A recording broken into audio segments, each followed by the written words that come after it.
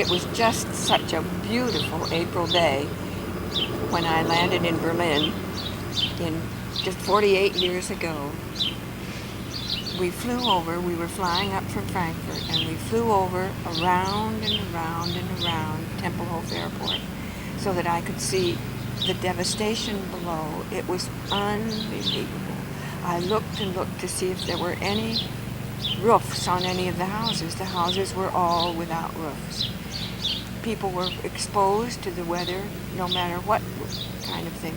And this was at the end of a very serious cold winter when many people had died in their houses from the cold.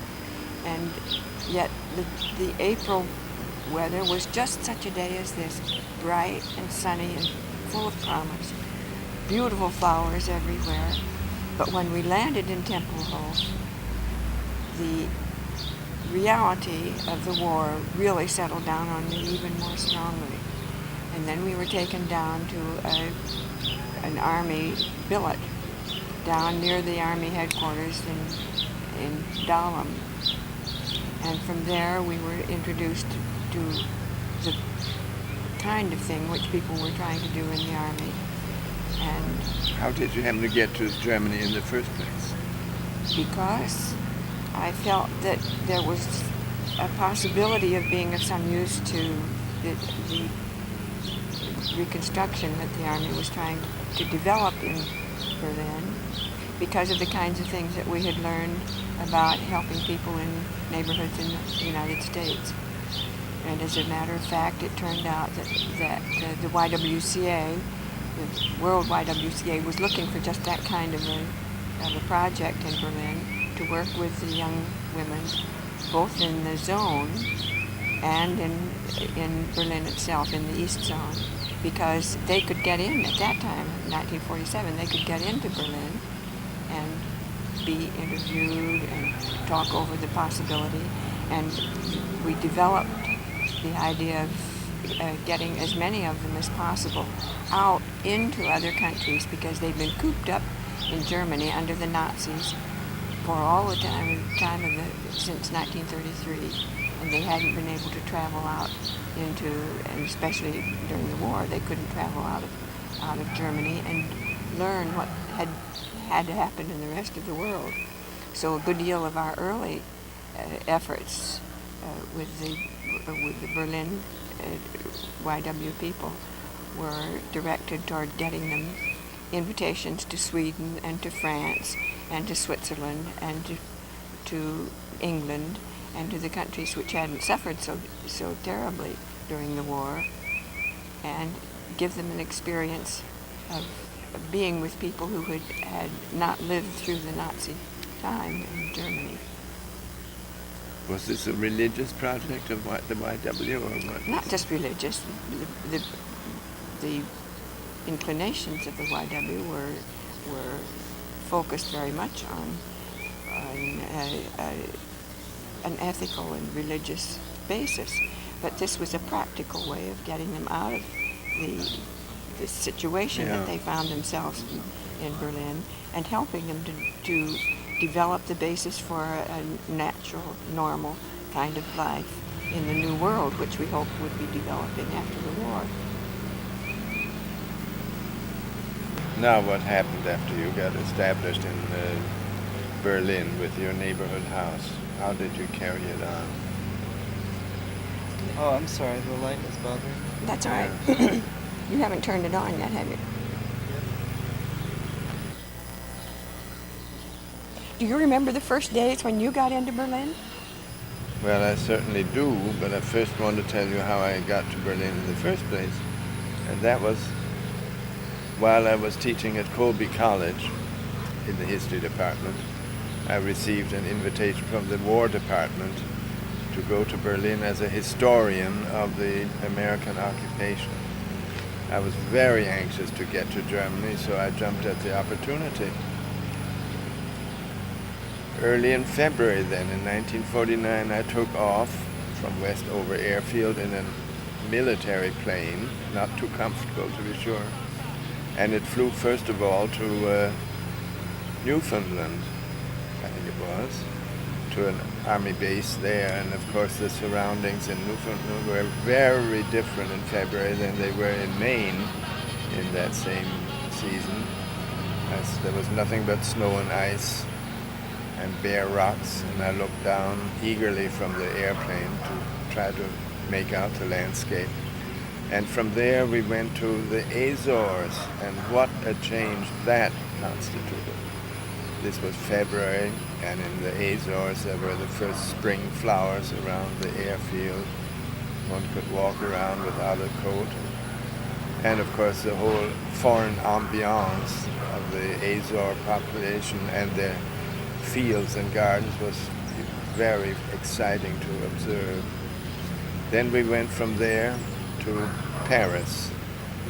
And in Paris we were told that it's difficult to get into Berlin because of the airlift.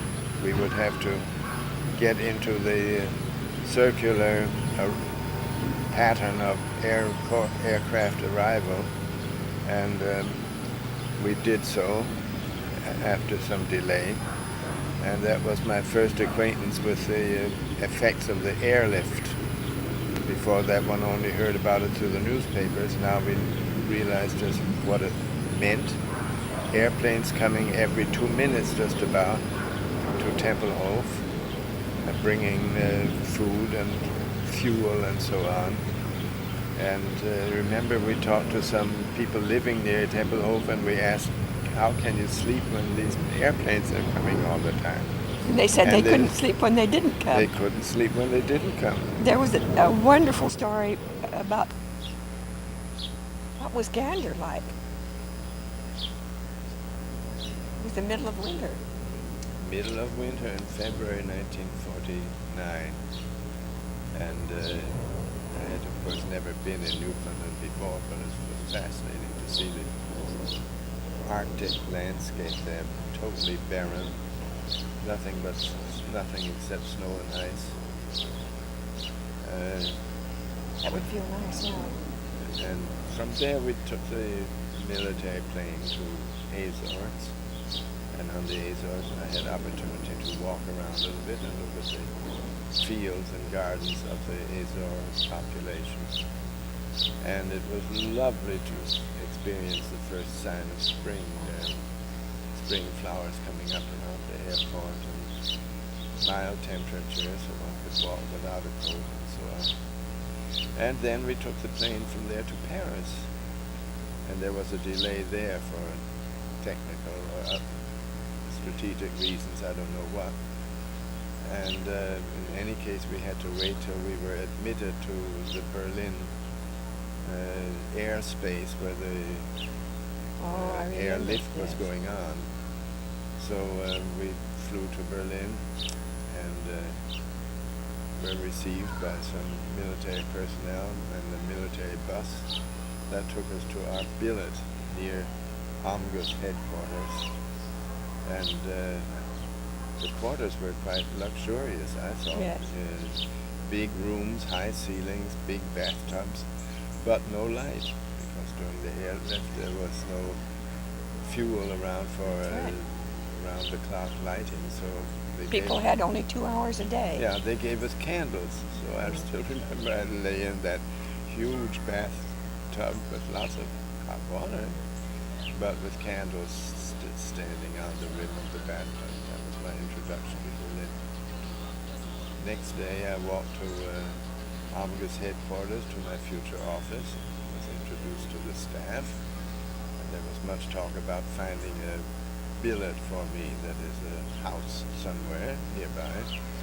And one of the staff of the historical branch to which I was assigned came from Harvard and knew me from there. So he took me under his wings, as it were, to take me around the neighborhood to show me bachelor billets.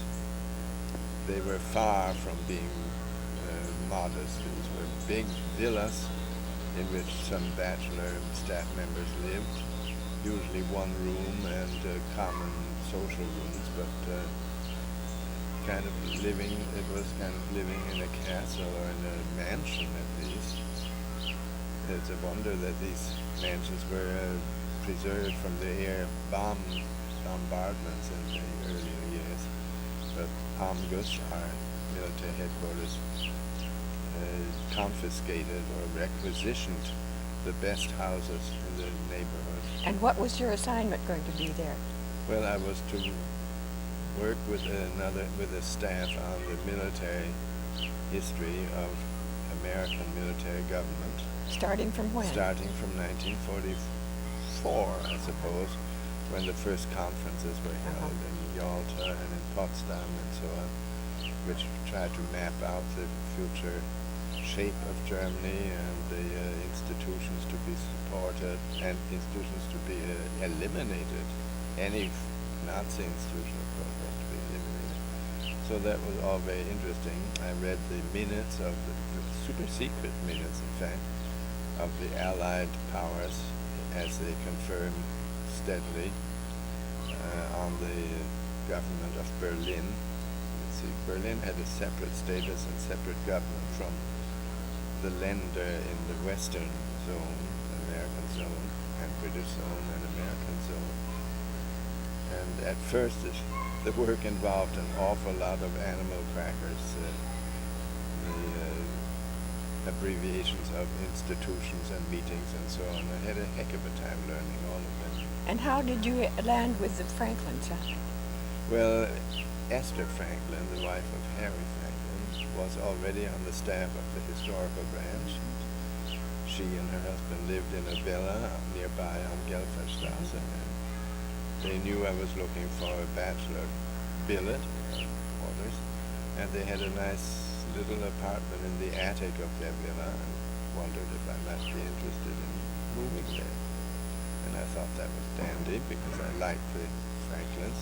He was in charge of civil affairs of Berlin sector. He was an old Berlin hand, wasn't he? Quite a responsible. No, he had been in West Germany before World War II. But anyway, an old Germany hand, so to speak. He read everything he could on Germany and bought lots and lots of books, most of which were given away to the American University Library when he died here in Northern Virginia. Well, at any rate, it was a very pleasant arrangement. It was useful for me, but it was also useful for them because I gave them my ration cards for cigarettes, coffee, tea, and so on, which were the main currency in Berlin during the blockade. You remember? Then how did it happen that they had that party? That was to introduce you to the situation, was it? Well, they gave occasional parties, and I forget what who the honored guest or what the purpose was of the party that the Franklins gave, but naturally I was invited, and I met a young lady there who was working on a YWCA project, and she talked to me about her work and said that it was a very pleasant Gemeinschaft that they were enjoying, and I thought to myself, now wait a minute, she talks about a Gemeinschaft, she must know German language and German society quite well, and so that hooked me, so to speak. And I asked her if we might meet soon to go to a play, and that was to be on April 1st, to go to a play at the Komödie am Kurfürstendamm. I still remember the play that was given by Priestley. Well, what was the date of the party? Oh, the party was probably 2 weeks. In March sometime. A week or two before April 1st.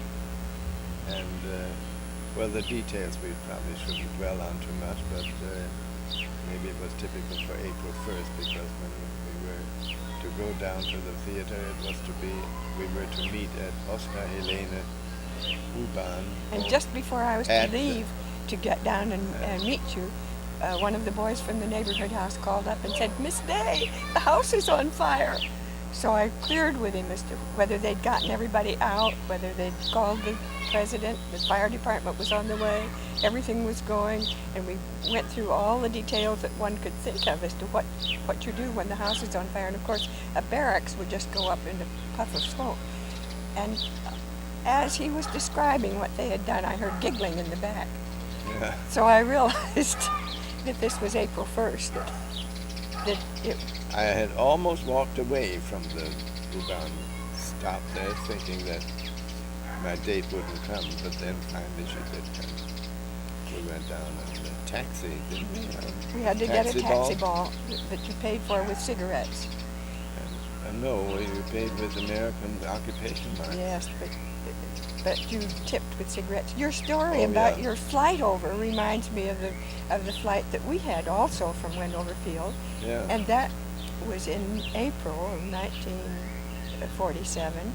And the preparation that we were given was, first of all, they showed us a movie called Briefing on Dumping, and told us that if we had to dump in the middle of the ocean, we would have certain possibilities for survival, and told us exactly how we would go. And then we got into an airplane that had all the seats except 5 removed. There were 5 of us in this group, and all the time we were going over, we looked out to see whether or not we were going to get dumped, whether the briefing was sufficient preparation for us.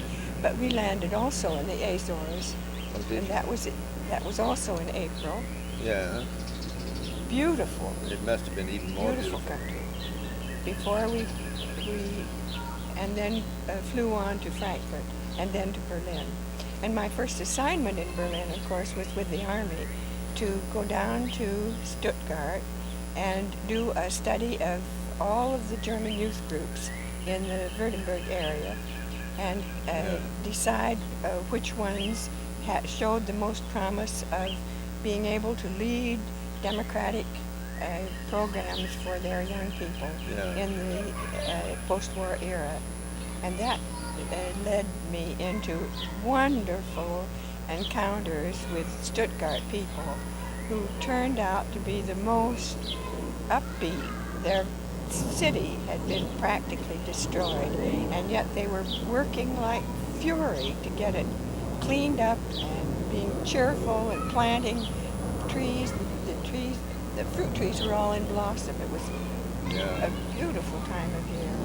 And the people were so encouraging, not a single complaint about what had happened. They were just working away to clean up the mess and get on with their lives. One has to remember too, that the Americans were de facto and de jure enemies of the German population. Had been. But by 1946 already the attitude changed, largely in view of the Soviet policy of aggressive expansion in Berlin and elsewhere, which led eventually to the Berlin air blockade. But by the time that you were there in Stuttgart, the Germans we had become the friends of the Germans. Oh, yes. And there was close cooperation. Of course, we sought out the organizations and the groups that had a democratic history before World War II, and who could perhaps be called upon now to develop democracy in government and social life and so on. While I was working with the Army, of course I had a car at my disposal, a car and a driver, so that I could get around and see all the people I had to. And one of the people who was living at the billet where I was stationed was a woman I had known in New York, a Frau Wachenheim, who had been a Nazi refugee and had lived at Henry Street Settlement while I was there. She had been a member of the Senate in Berlin and was very prominent politically. I thought she was with the Reichstag. Maybe it was in the Reichstag. I guess it was the Reichstag. And she took me under her wing and said, since you have a car, we'll get around and see all the castles in Württemberg, which we did. And one day as we were driving out, we were following along a whole train of people who were carrying their gardening and farming tools with them to go out from the town to get to their little plots of farm out in the country. And I said, we should be walking and letting them get in the car. They have a long way to go. And Frau Wachenheim said, nonsense, they started and lost the war. Let them walk. That's a good one. Well, you went, of course, to Stuttgart originally as a VIP, a 3 months leadership grantee. Supposedly, yes. Yes, so you had privileged treatment, and that's my activity.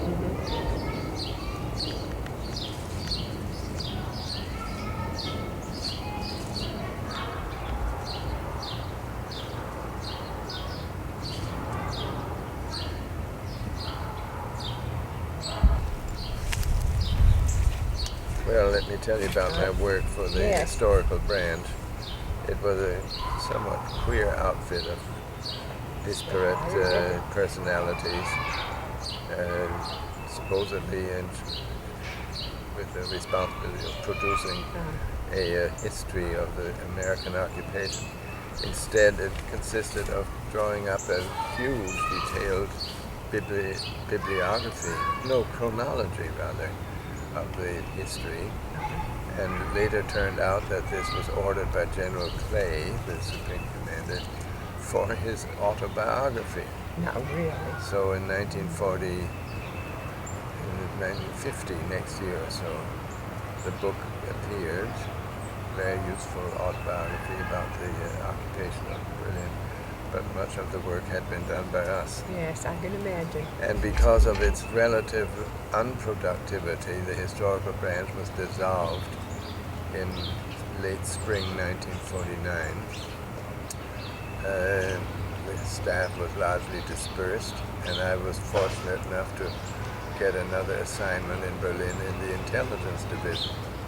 And my job there was to write intelligence reports every week on social development, social problems, education, and all these fields under a friendly boss by the name of Harold Stern. And that lasted also only a few months because the intelligence division was dissolved, as were most Berlin agencies, which were being replaced by the State Department and by a new High Commission, High Cog as it was known. And I was again fortunate in getting an appointment as higher education advisor after Howard Johnson, the previous incumbent, had left. So my job now was to maintain a close liaison with the universities in Berlin. When did that come? And that came in, the founding of the Free University came in December 1948 already. Oh, I remember that. That's, yes. The first meeting together, started by those three wonderful students from the old University of Berlin. In communist East Berlin. That's right. And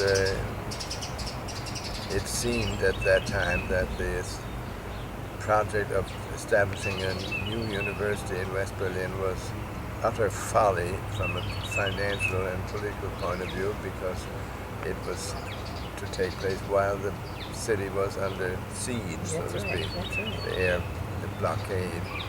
But the American agencies, the Omnibus headquarters, and later on High Cog, gave continued support to the Free University, which I think made the university possible at all during those difficult times. Yes. And the mayor of Berlin, Ernst Reuter, was an enthusiastic supporter of this project and functioned as head of the Board of Trustees for a while and paid close attention to the developments. In fact, I think he said later on the Free University was, he considered as one of his best achievements. I can imagine. So there you were at the U-Bahn station when... No, we were talking about the Free University now, Greg. Okay, I'm sorry, go ahead. At any rate, I became deeply involved in the affairs of this new university, which had almost nothing to go on, no buildings to speak of, no faculty to speak of, and everything was pioneer work to establish these necessities at the beginning.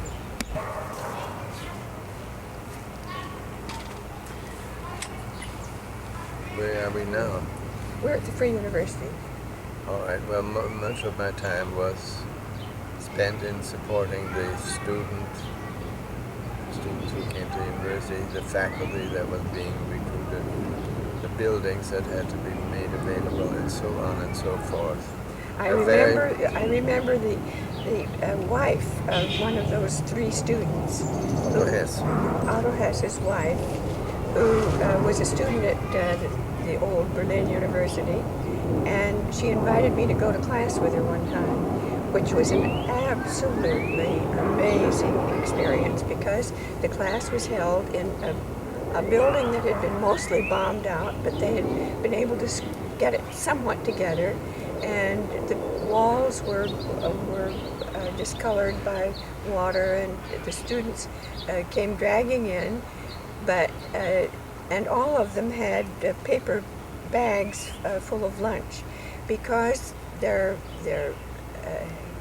diet was so impoverished that they had to have little scraps of bread and lard, which they carried along with them to munch during the lectures in order to keep up. And they had no paper to take, most of them had no paper to take notes on, but they brought old newspapers and wrote their class notes all around on the edges of the newspapers. And they were so intent on getting an education that none of these difficulties stopped them at all. But this was the background of the excitement which all of the young students in Berlin felt at having a free university where the classes would be taught by professors who were not beholden to the communist Russian government of East Berlin, nor to the Nazi the Nazi government, and at last they could have a free university, and they were willing to do anything to make it possible. That's right. They used to carry the chairs around from one room to another because there weren't enough chairs to accommodate the students in the whole university. They had to carry their chairs with them, and it didn't matter what difficulties there were. And some of those students were so eager to study at night, but all during the blockade there were only 2 hours of electricity during the whole day for most of the people, except that the people in the occupation houses in our billets had 5 hours from 6 until 11 at night. So I invited a whole group of those free university students to come over and use the warmth and the light of our house to study at night, and they were so excited to be together in a warm place and where there was light that they hardly had time to study. They just talked all the time.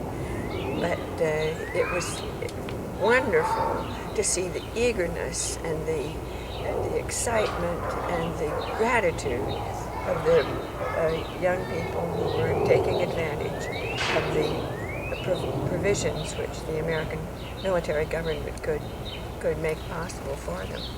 Remember, one of their lecture halls, big lecture hall, was a streetcar shed. That's right. Right near the U-Bahn. And another large lecture hall was the Uncle Tom's Theater nearby. Yes.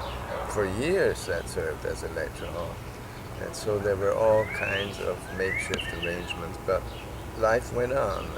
And you were involved, of course. Education was involved. And you were involved in getting the professors out of the East Zone who wanted to come and teach there, weren't you? Some of them, yes.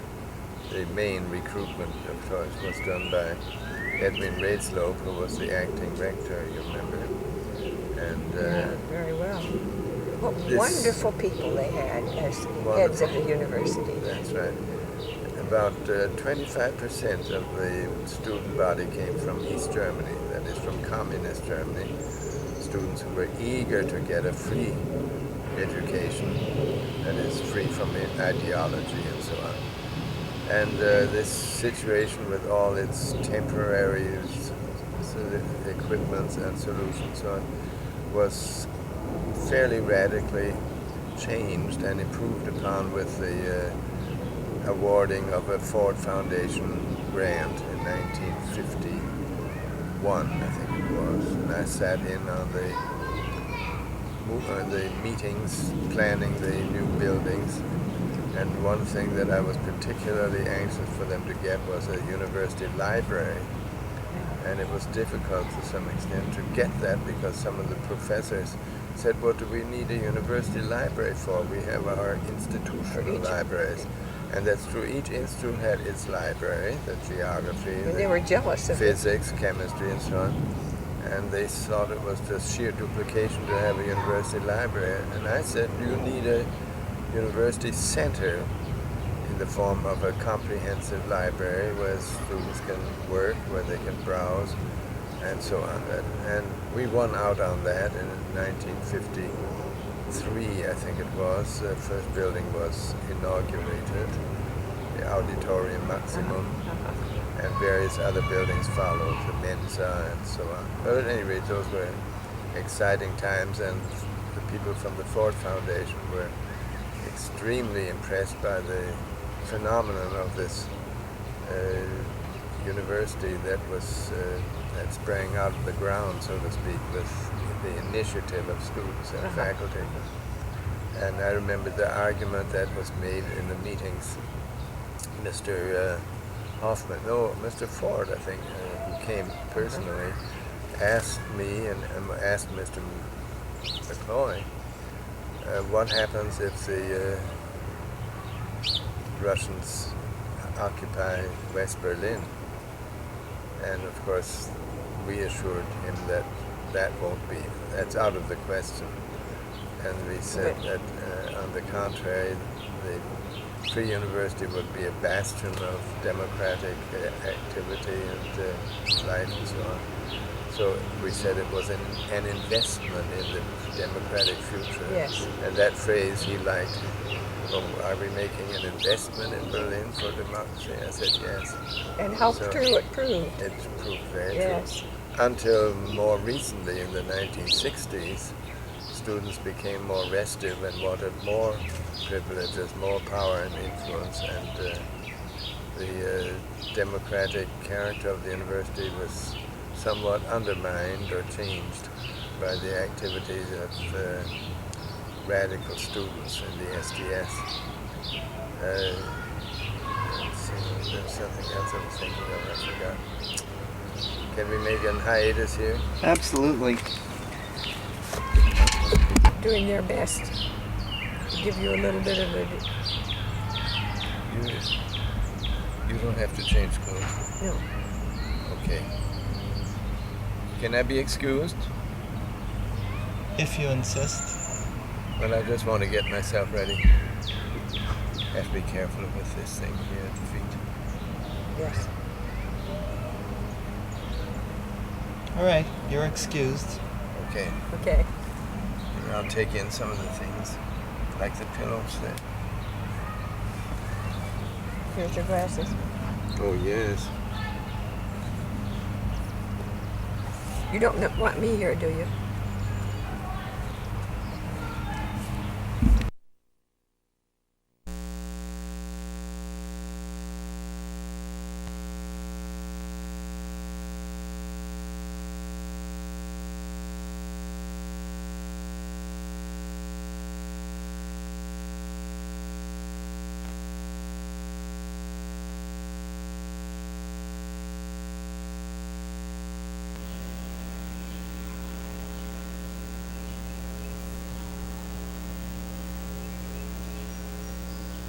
So tell me about after your first date, what happened then?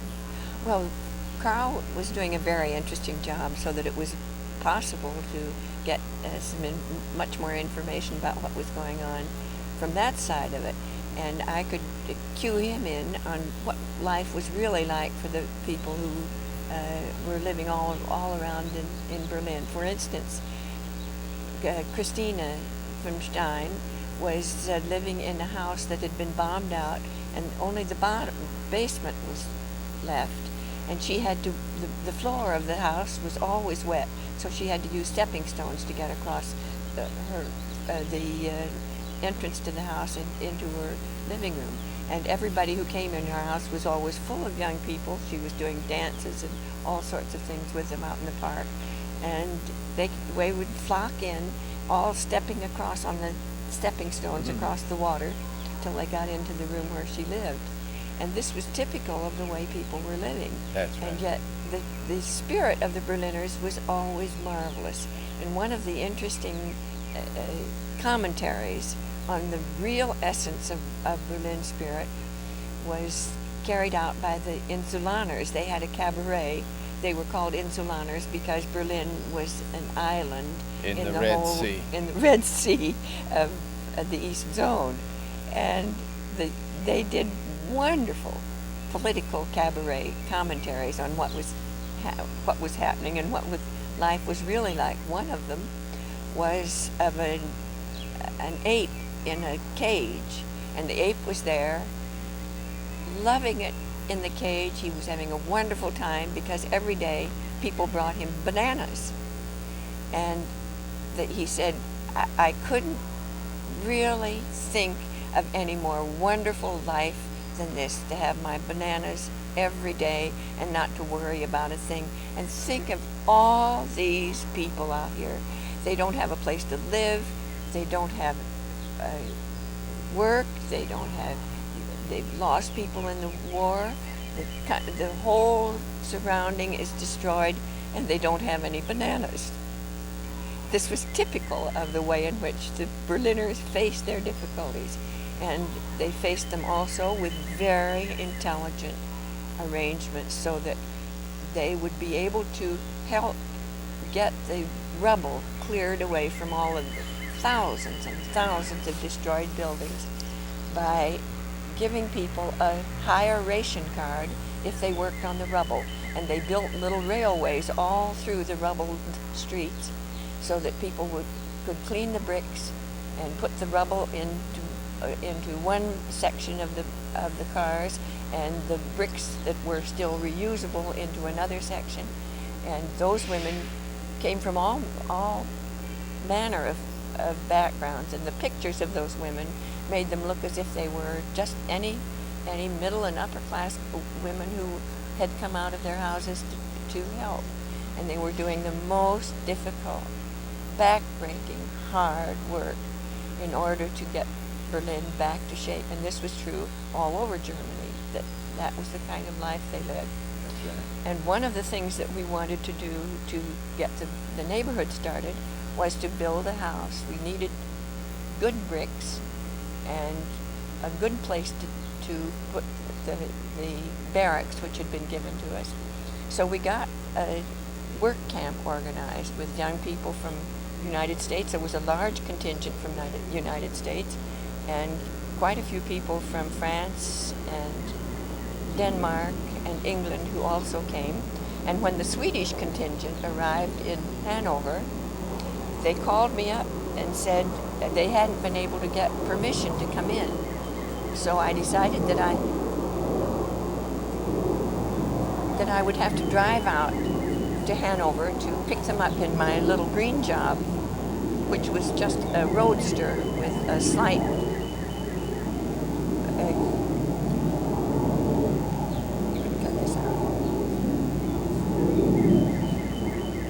That's a shame. Just because of one fleeting airplane, they have to break this off. You've got to be a little more specific about the project when you say we needed bricks for a barracks. On what is it for? It was for a neighborhood house. You mean the mayor of Brits? The friend of yours? The whole project depended on our getting a place where young people could come and they could meet together, and there wasn't any proper place. In the district of Neukölln. In the district of Neukölln, which we chose as the most likely place in the American sector to start a neighborhood project so that we could rebuild the natural relationships within a neighborhood. The young people could do things for the older people, and the older people did things for the younger ones, and they came in and met together, because during the Nazi time, the ages of people had been more or less separated, so that mothers had certain programs given to them and children had other programs, and young people were taken off to be indoctrinated with Nazi philosophy. So when we finally found a barracks that we could take apart and move up to Berlin, what we needed were bricks to form the foundation and the basement of the barracks. And that was a good project for people who were very anxious to come in and help. And what help did you get from the United States authorities? We got help always. The Army was always open to give us all kinds of logistic support. Yeah. The 10-ton trucks were always available, so that the work campers could take them apart down where they were situated in Dahlem and carry them all the way up to Neukölln, which was a distance of about 10 miles. And take them out of the trucks and put them up again and get them started so that we could finally use them. And the work campers came, the American group came through Czechoslovakia, because their leaders thought it would be very educational for them to have an experience in Prague first. And that meant that they flew up to Berlin and landed in Schönberg Airport, which was outside of the Berlin sector. In the Soviet zone. In the Soviet zone. And they couldn't get permission to get through the Soviet zone, across the border into Neukölln, which was a matter of about 5 minutes by automobile. And so we had one of our secretaries could speak Russian, and she called the Russian commandant out in Köpenick to try and get permission for these youngsters to get through the border into Berlin. And we were constantly cut off, so we couldn't get a message across. And they called us then from Schönberg and said, the plane is going to go back to Prague and leave us here unless we can get our permission across. So there was a matter of only 10 minutes that we could use for persuading the authorities. And they would refuse to let them come across. 5 minutes. They had to go back to Prague, buy more tickets. They tried to charge them for the return trip to Prague. They had to buy tickets then around by Frankfurt and come in from Frankfurt into Berlin, which was a very expensive procedure, but eventually they got there. The Swedes had the same kind of trouble. When they got to Hanover, they couldn't get permissions to get through. So finally, after trying everything else, I decided I had to drive out and pick them up and bring them in. They were huge, big, muscly boys who were going to be wonderful on bricks, but they didn't fit very well into the little green job, the double seat of the green job.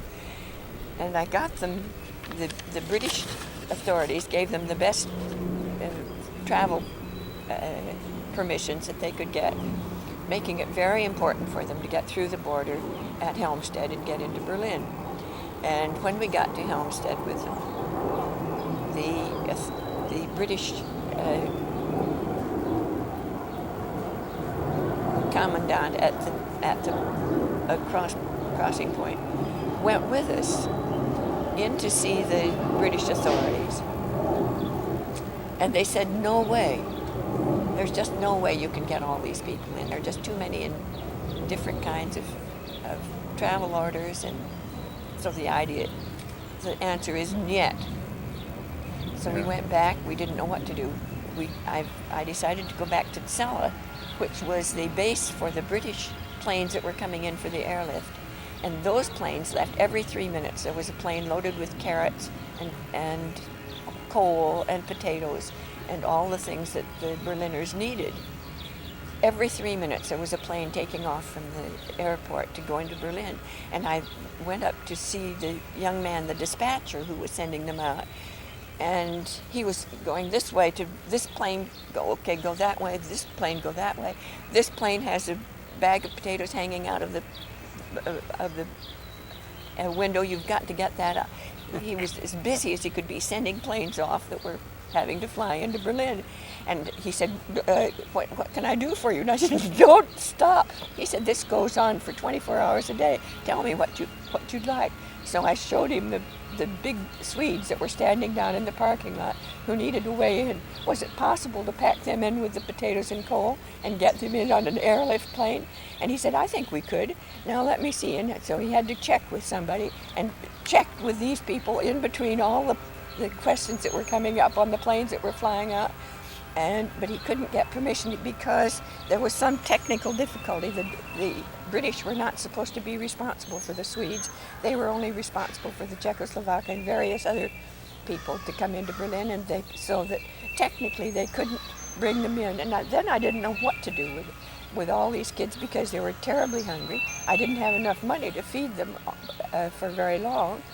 But we finally found, it was getting late at night then, and we found an air raid shelter where we could put them up for not very much money. And we decided that we'd try Helmstedt again the next day. So we set off again the next morning for Helmstedt, bright and early, and got to the border. And first we came to an American checkpoint, and the young lieutenant who was there said he was furious that we couldn't get through yesterday. And then we went on to the British. He said, I'm going to go through and see to it that you get there. And the British said they didn't know it. They'd tried everything they could think of to get us through, and they didn't have any more clues about it. And this young lieutenant got in his car with his Russian interpreter, and we sailed up to the Russian checkpoint. And he walked in ahead, and he said, "Guten Tag, sprechen Sie Deutsch?" And the commandant, the Russian commandant, was a very personable colonel, I think. And he said, "Ja, natürlich." But the American lieutenant couldn't speak any more German, so he explained what he had to in English. And the Russians were so amused by this ploy that they let us through. And we were so surprised to be let through without any more arguments that we sailed across into the Russian zone and stopped and gathered our strengths and prepared to get into Berlin. This was before the airlift, before the It was during the airlift. blockade of Berlin, It was wasn't it? before the blockade. You got your Swedes and others through, and tell them about the X-ray. Oh yes, one of the first things we'd ever had to do to get a group together. When we got a group together, we did have an empty room in the basement of a little Christian community. They let us use it one day a week, and we decided the most important thing for the young people in Berlin were crazy to do anything that was connected with the Americans because for many reasons, and so that it wasn't difficult at all to get a group together who wanted to work and do something for the neighborhood. And the Army had X-ray plates that they took very often of all the soldiers because they were afraid of the possibility of the soldiers catching tuberculosis. And they had stacks of Army X-ray plates that had been used and were to be thrown away. And we discovered that with a certain kind of chemical, you could remove the emulsion from the X-ray plates, and they could be put into windows to replace the cardboard. Almost all the windows in the whole area were broken, so that these young people could come over one night a week, and we set up a long table with the different kinds of chemicals that people had to put the X-ray plates through. And by the end of the evening, every one of those young people could go home with 10 plates, and they were pledged to give those to the oldest people in their houses, in their apartment buildings, and so that the old people would be able to replace their cardboard windows with X-ray plates and get light at least, even though they couldn't see very much through them. And that went on for months, and there were various similar projects which they could work out to do things for the neighbors. Then the neighbors would come in and do nice things for the young people, and we get a normal kind of communication between all the people in the neighborhood. And most of the women, most of the mothers in the neighborhood, were single mothers. The men were either lost in the war, or they were prisoners in Stalingrad, or they were gone. So that the mothers were very much isolated in their own apartments and needed to be able to meet with each other and console each other. One of the things that they could do was to repair the clothes that were sent over. Americans were wonderful about sending all piles and piles of clothing and shoes, and the women would come together and get the clothing all repaired and ready so that their own children could use it, and any of their friends. And then they contrived the idea of exchanging the clothes that they repaired and shoes that they put into shape for coupons that people could use if they helped on the construction of the neighborhood house. They would get coupons for their work, and they could use those in a swap shop, so that the whole thing built up on practically nothing except the goods that were given to us. And one day the Army sergeant, who was our great friend, brought up an enormous carton of Army neckties, because it was going to be fall and they weren't going to be needing those summer neckties. And the women were so clever, they could take those neckties apart, and out of 7 neckties they could put together a dress for a little girl or a skirt. And all the materials that came were recycled. They needed stockings, of course, and anything that came that could be reknit into any sort of stockings were reknit.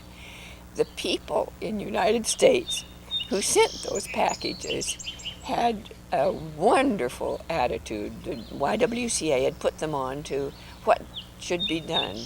When they sent shoes, they would see that they were repaired, they had new laces, they were all ship-shape.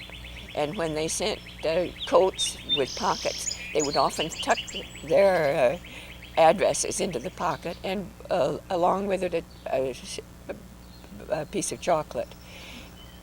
And those things made more difference to the people than all of the things that came through official lines, because it was a sense of communicating with a former enemy who was sympathetic to them and kind and wanted to be a friend. And they started lots of pen pals through those slips of addresses in the pockets of the clothes. The swap shop went on for years, because we could almost always get kinds of things which people needed, and the people in the neighborhood house always needed.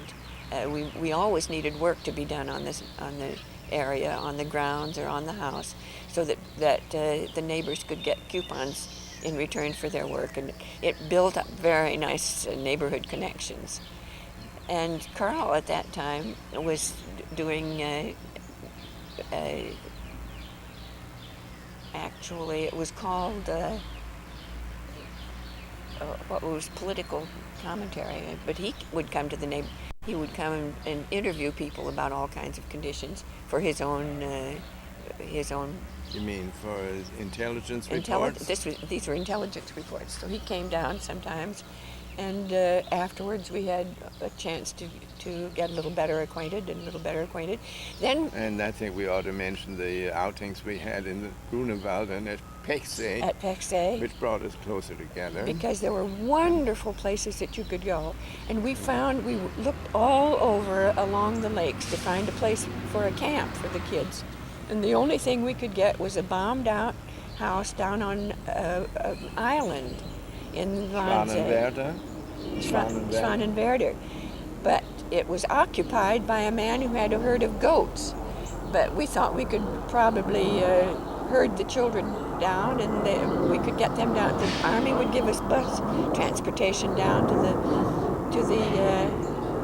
I must say that while Margaret was negotiating with that smelly cow herd, or goat herd, I was waiting for about half an hour or more, and I was almost ready to break off our relationship because of this smelly goat herdsman. But it was all for the good of Berlin youth, of course. Yeah, so we're cut off again. That counter, that owner did not live on Schwanenberg. No, no, He no, was no. at, what was the name of this in the story?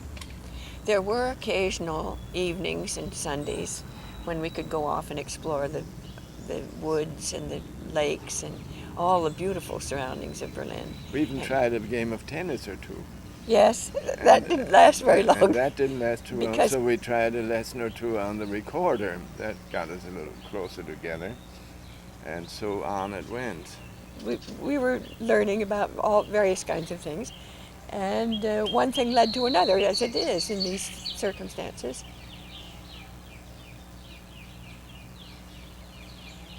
And I'm sorry, can you... What's the problem now?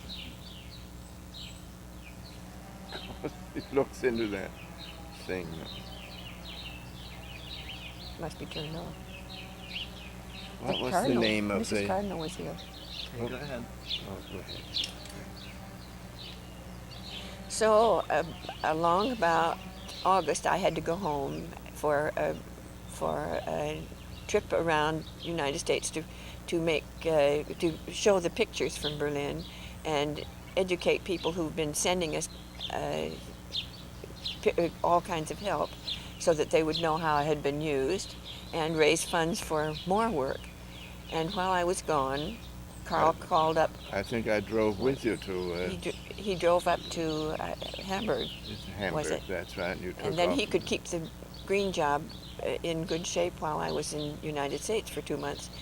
And one day, one of my friends had a luncheon party at her house, and Carl called long distance from Berlin. You mean at the Franklin's house? No, this was in Lincoln, while I was in Lincoln. Yeah, but I mean, I called you from the Franklin's house.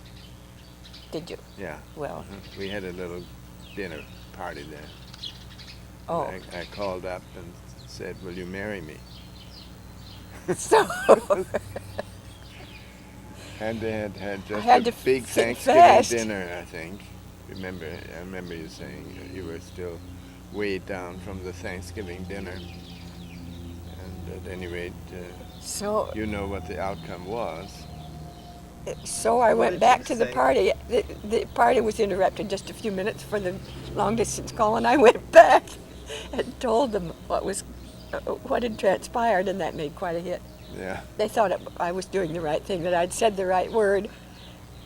And then I came back in November to In your new fur jacket, yes, which you were so which was proud about of. size 40, but it was the only one I had found that it was really very, very nice. You also brought a suit for me, I think, that you Oh had yes, brought Carl in didn't you. have a proper suit for a wedding, so he sent the Esther Franklin took his measurements, and I took them into a haberdasher in New York, and said, "These are the measurements of the young man. Could you give me a suit that fits these measurements?" So I picked out a very lovely gray suit that I thought would be appropriate, and had never the least idea of what a man's suit was supposed to be, what the measurements were supposed to be when we got there. It was just a little large, wasn't it? It was a gender problem. It was, but it was a fine suit. And It lasted well. It did the job. I think one thing I want to add about the life in Berlin at this time was the wonderful attitude and policies of the mayor of Berlin, whom I mentioned yesterday, Ernst Reuter. He had been a communist in his earlier years, in the 20s, had gone to Moscow and conferred with Lenin and other bigwigs, but he learned from experience what kind of a regime Lenin was building up and the communists building up, and what Soviet Russia was now trying to do in Berlin, so that he became a staunch defender of Western values, of democracy in particular, and that meant, of course, fighting the Soviets at every point where the Soviets tried to expand their influence and power. He was a wonderful source of strength for the Berliners, and he had a Sunday morning program on the radio, which he called Wo uns der Schuh drückt. Where the Shoe Pinches, That's right. and to interpret to people how they could cope with the terribly difficult circumstances they were faced with. Well, Greg, well done.